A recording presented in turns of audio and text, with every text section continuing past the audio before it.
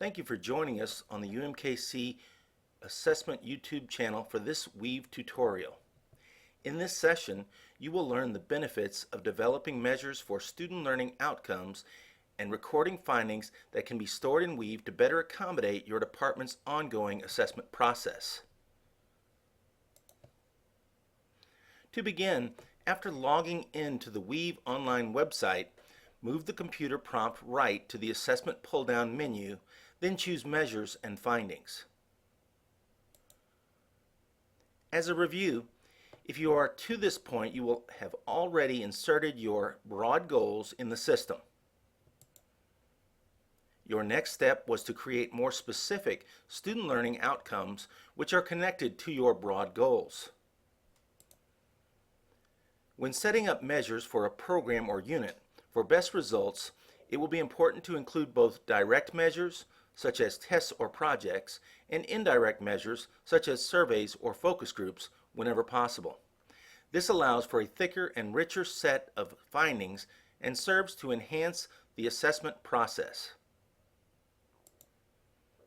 Next, you will add a new measure or edit an existing measure. Simply click on the Add Measure button or the arrow button for the goal you wish to edit.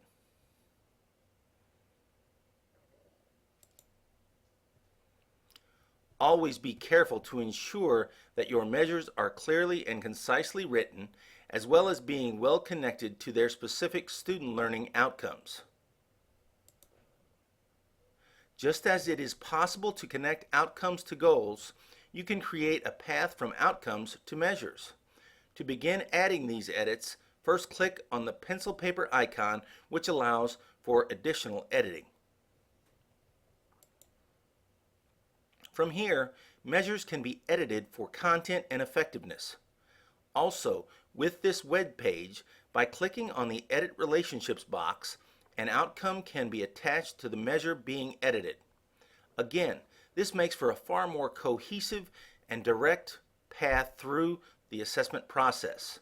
Remember that it is always important to measure your student learning outcomes using direct or indirect measures. Targets are set to achieve excellence in student learning, and they need to be set realistically. Progressing toward a target can also be valuable. Findings that approach but do not meet a target can help to inform action plans for continuous improvement. These assessment tools are designed to support student learning and program effectiveness. Use them to your advantage. Finally, most important to the recorded measures in the assessment process are their associated findings. These can be added simply by clicking on the Edit Finding button. Check for accuracy and be sure to include all data related to your findings. Charts and tables can also be copied and pasted into the edit boxes. This concludes the tutorial for measures and findings.